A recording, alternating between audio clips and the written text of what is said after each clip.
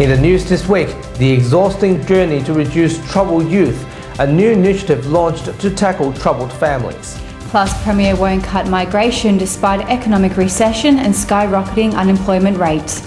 And on May's memo, I weigh in on the Row 8 High Court decision and the WA economy.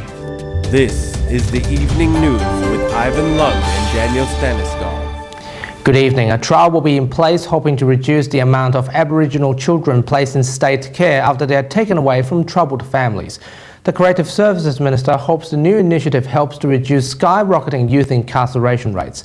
Cassandra Elliott with the exclusive interview. Troubled families are a constant headache for the authorities. The government has responded with a $20 million solution.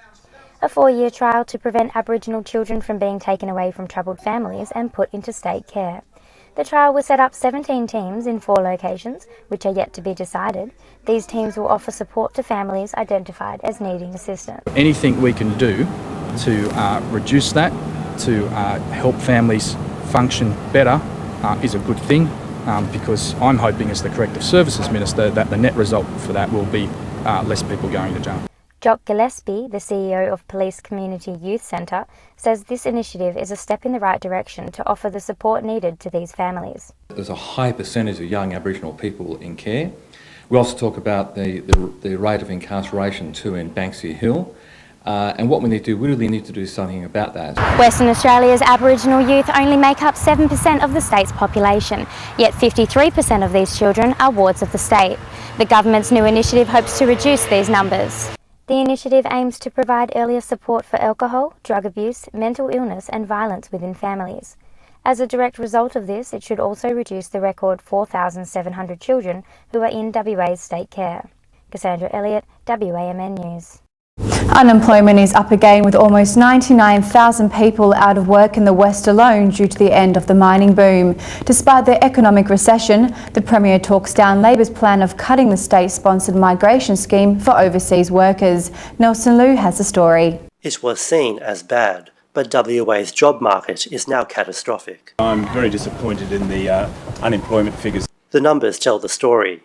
November's joblessness jumping to 6.9%.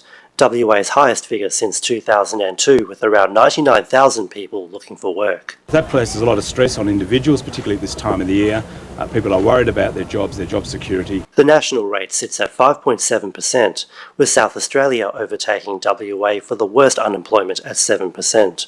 The state government believes improvement is around the corner, with full-time jobs increasing to 7,000. So that does indicate that maybe, while the unemployment figure is high and very unsatisfactory, it does indicate that on the job side, maybe we're starting to see some sunshine come through. But the opposition is worried jobs are going to overseas workers, costing local job seekers employment.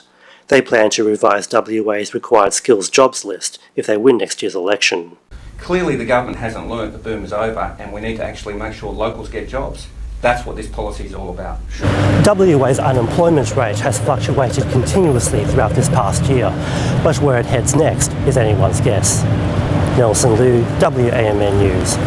The Federal High Court smacks down the Row 8 highway appeal hearing due to insufficient grounds. Save the Beeley wetland leader Kate Kelly admits the results are disappointing but denied all legal options are exhausted to stop the construction.